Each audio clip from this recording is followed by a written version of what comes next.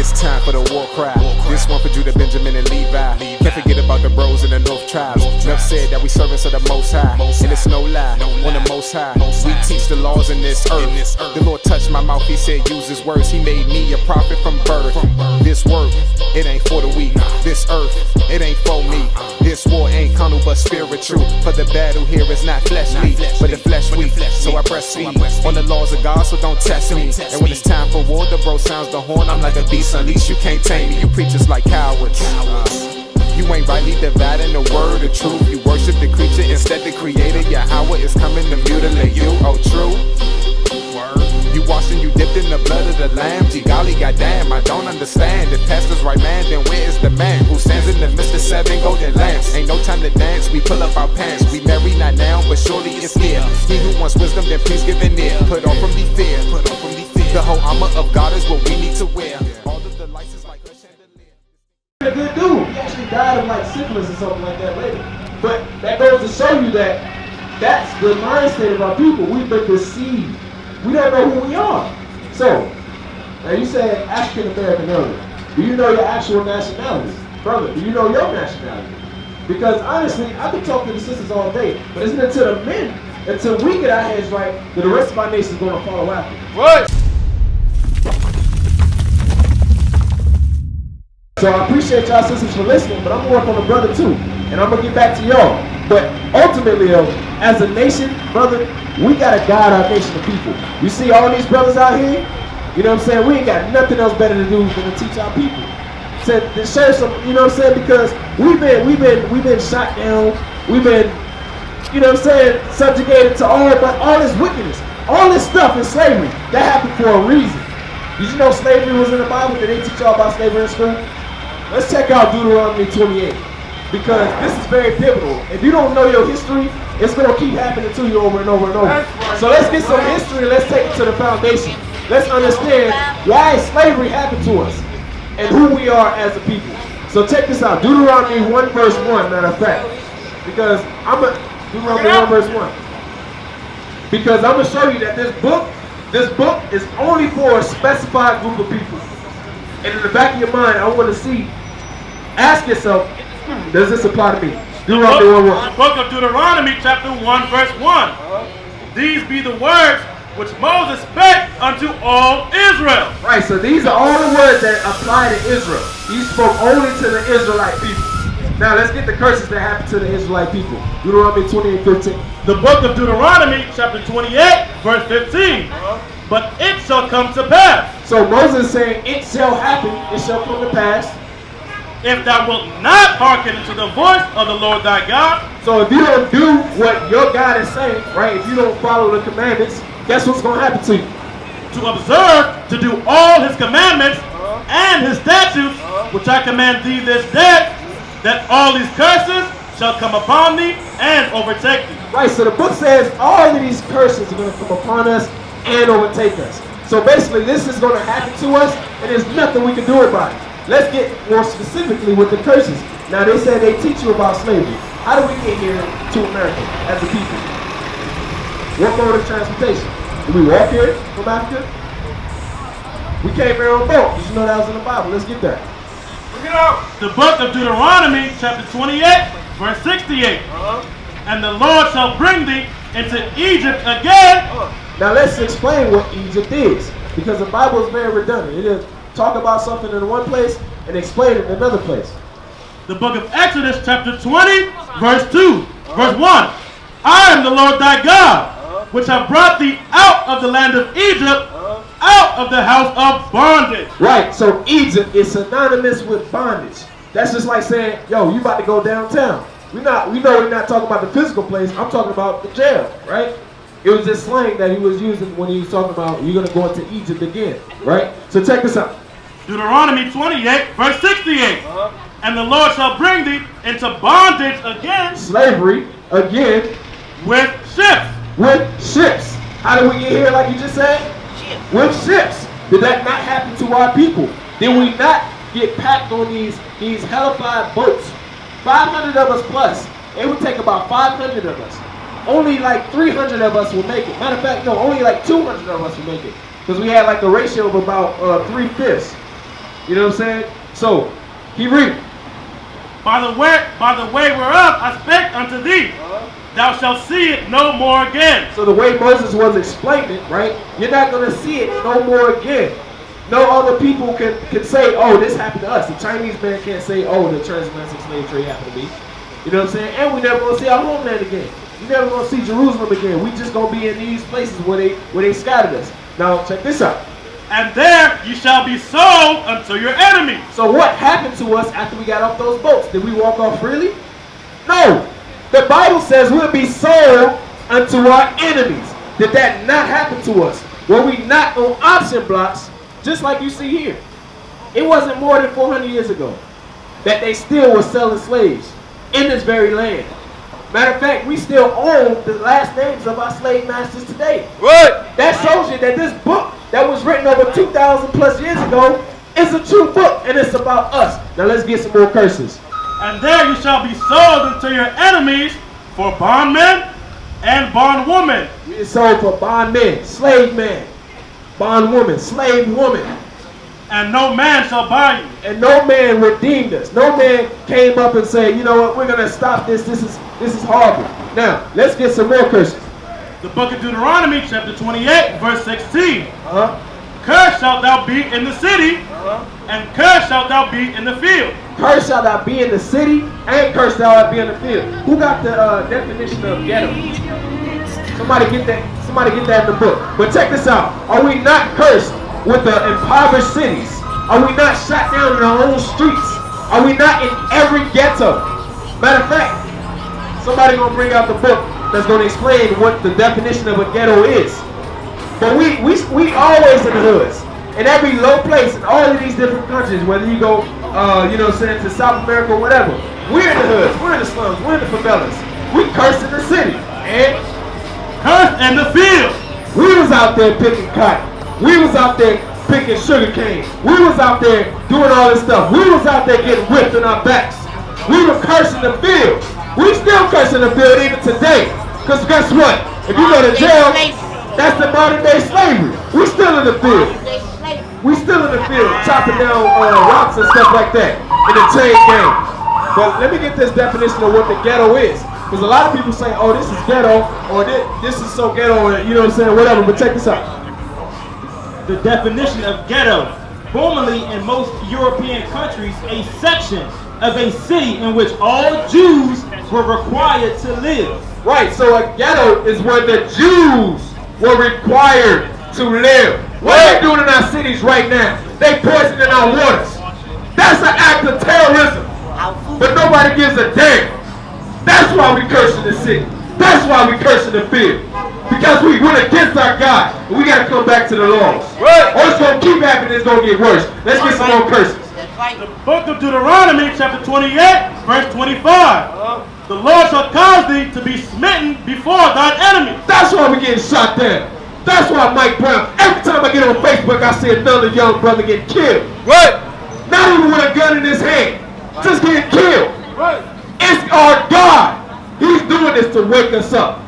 He's doing this, and that's not the image of Christ, brother. I like the jewelry myself. I had a Jesus piece, but that is idolatry, bro. Let me prove that to you. Matter of fact, we're going over the curses of why people getting shot down. That's one of the reasons. Idolatry is a big, heavy sin. But I know you may not know this, so I ain't going to go hard on you or nothing like that. But let me show how sick this world is, bro, because we think that's a righteous thing. We think that's holy or giving reverence, right? Nah, bro, check this out. Rebecca, you got it? Got what I want? Alright, but check this out, man. Because that ain't even the right image of Christ. Come over here and look at this sign, bro. Who you got? Who you got on your neck is this dude. But check out what that sign does. The book of Habakkuk, chapter 2, verse 18. What profiteth the graven image? It said, what profiteth the graven image? Like, what are you getting out of that? Nothing. It ain't doing nothing for you. It ain't making you smarter. It ain't making you bulletproof. It ain't making you more righteous, right? That the maker thereof hath graven it. The molten image. That's the molten image, right? Idolatry. And a teacher of lies. A teacher of lies, because right now you think that's Jesus around your neck. You didn't know that Caesar Borgia. But let's get the real image of Christ. Let's get the real image of Christ. And I'm going to get back to why that's idolatry. But yeah, let me finish this script. that the maker of his work trusteth therein to make dumb idols. Right, that's a dumb idol. Because guess what? If the police pull you over today, you wearing a hoodie right now. You look kind of suspicious. They ain't gonna see the Jesus piece. It's alright. No, they gonna shoot you, bro. It's not about to teach nothing. Right. It's a teacher of lies. The book of Revelation, chapter 1, verse 1. The revelation of Jesus Christ. Right, so this is the revelation or the revealing of Jesus Christ. So this book is going to reveal you what Jesus Christ looked like. Matter of fact, let's get 3 too. Verse 3. Blessed is he that readeth. So blessed is he that readeth. And they that hear the words of this prophecy. And you about to be blessed to even hear the words of this prophecy. Because around the whole world, that image has this whole world deceived. That is the image of the devil himself. Right. You worshiping the devil when you worship that image. He has the whole world deceived. But you about to be blessed today, brother. Verse 14. His head and his hands were white like wool. So this is the actual image of Christ right now. So pick up both of the images. I want you to compare what the Bible say Christ looked like. Read.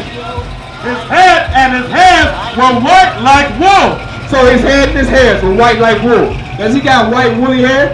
Okay, that's strike 1 against this demon. Right? As white as snow. Is it white? No, that's strike 2 against this demon. And his eyes were as a flame of fire. His eyes ain't on no flame of fire. What does it even mean to have an eyes of flame of fire? Yo, silly Christian pastors won't even be able to explain to you, but it's in the very first book. It's in Genesis. We're going to explain why his eyes were red like fire. The book of Genesis, chapter 49, verse 12. His eyes shall be red with wine. His eyes are red with wine. One of Christ's first miracles was turning water into wine. You know what I'm saying? He wasn't an alcoholic. He wasn't a drunkard. But it's not a sin to drink. You just can't get drunk. Now let's get back to Revelation. Revelations 1, verse 15. And his feet. And his feet. Now I want you to look at your feet. Is your feet brown and your body white or body purple? No, it's the same color as the rest of your body. So if I'm looking at your feet, if I'm looking under a star and I see feet, I can tell what nationality that person is based off of the feet. So let's not get simple, because a lot of Christians will be like, they'll read right over this and still worship this image. That's why it's a teacher of lies. That's idolatry. And his feet like unto fine brass. His feet are like unto fine brass, or like a bronze, or like a brown. It's a derivative of brown. If you look at a penny, you know what I'm saying? That's fine brass, right? As if they burn in a furnace. So that even up the ante, because if you take something brown, you put it in the oven for too long, and it comes out black. You know what I'm saying? That's what his feet look like. He was a dark-skinned man. So that's like strike 5 on this devil. So who the hell is this man? This is Caesar Borgia. This is your oppressor. This is who they want you to worship, because guess what? Subconsciously, when we looking at this image, we looking at and we esteeming the white man as God. Not knowing that Jesus and God were both black men. Matter of fact, what you got? Because I want to get God. All right. I want to get God. Yeah, let's get God.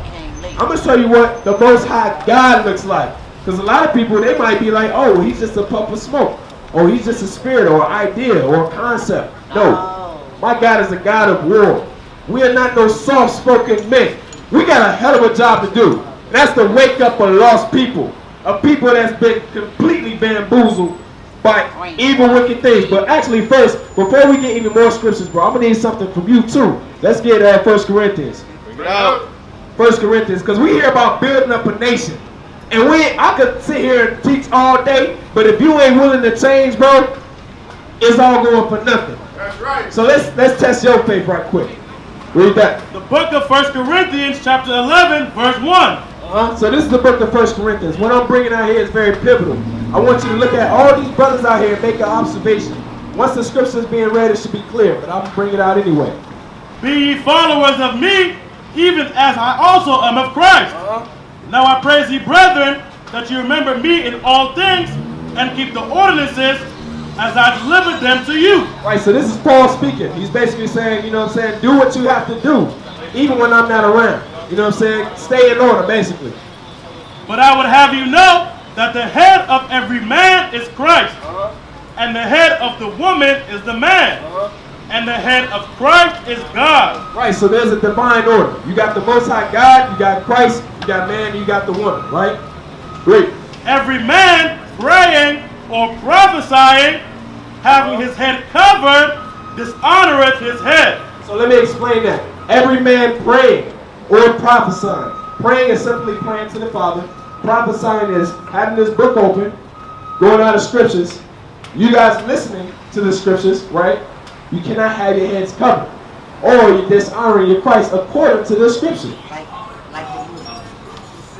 But That Bible is 10,000 years later. But I would have you know that the head of every man is Christ, and the head of the woman is the man, and the head of Christ is God.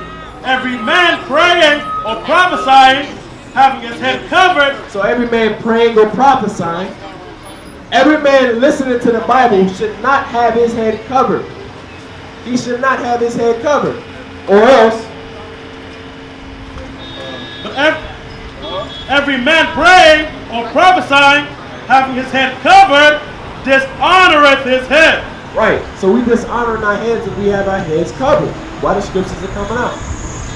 We dishonoring Christ. Let me get Sirach 32 and 24. Because us to really say we believe in something or we want to change, our actions have to also reflect this. You know what I'm saying? We can't build a nation and then people just like, okay, I'm hearing what you're saying, but I'm gonna still do me. Like, it doesn't work like that. It takes a collective group. Like, even bringing out the whole joint with the head covering, like, brothers, y'all should take your hats off. You know what I'm saying? It's dishonoring to Christ. I'm just leaving it like that. But check this out. The book of Ecclesiasticus, chapter 32, verse 24.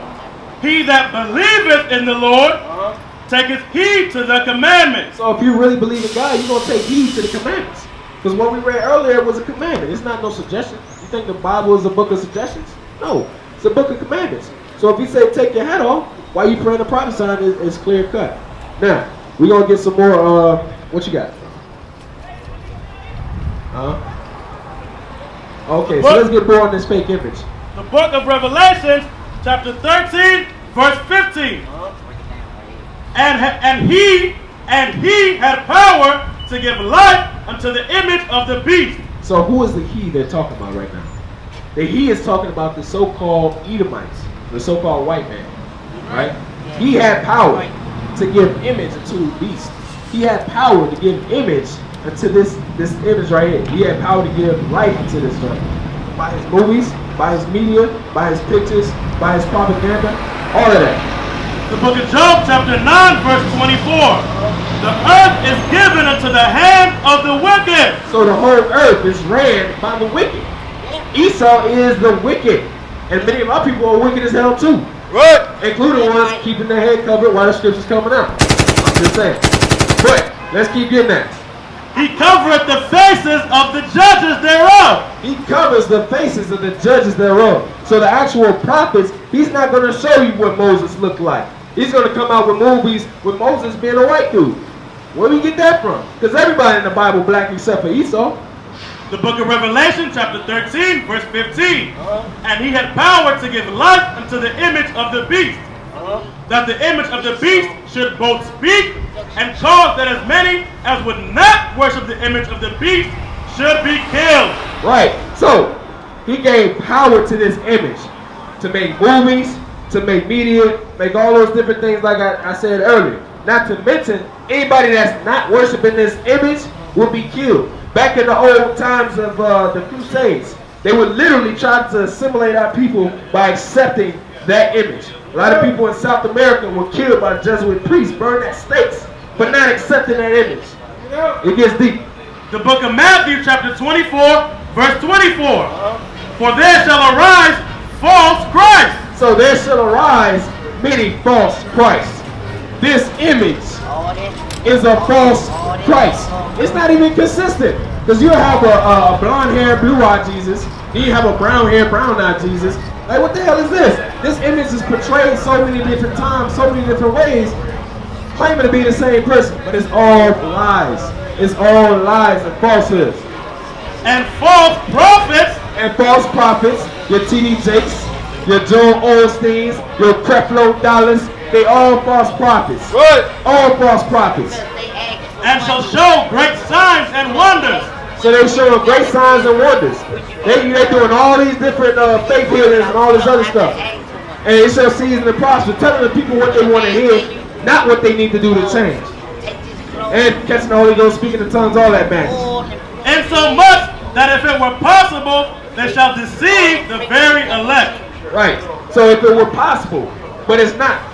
Because the guys, real people are going to wake up. You know what I'm saying? His people are going to hear his voice. His real sheep are going to follow him. Now check this out. Also want to get you, let's get into some laws, man. Because, you know what I'm saying? First of all, let's get back to the basics. All these brothers out here, we commanded to wear fringes. Because I can go into the history, I can tell you about Christ, but something's got to change, bro. If you ain't keeping these laws, you're bound for death. So let me give you your medicine. The book of Numbers, chapter 15, verse 38. Speak unto the children of Israel, and bid them that they make them fringes in the borders of their garments. Right, so the Most High God told Moses to force the children of Israel to wear fringes on all of their garments. Throughout their generations. So this never gonna end. This is something I'm gonna teach my son gonna teach his son, and so on and so forth. And that they put upon the fringe of the borders a ribbon of blue. Right, so he gave us our dress code. We're gonna wear fringes and a border of blue. Now check this out, brother. An Amish dude. How do you identify an Amish dude? By his hat, by what he wears. A monk. How do you identify a monk? Yeah, you know what I'm saying? A Muslim. How do you identify a Muslim or something? Right. All right, so how do you identify Israelites? God gave us his dress code. Right. The holiest people on earth, he gave a dress code. Right. He told us to put on fringes.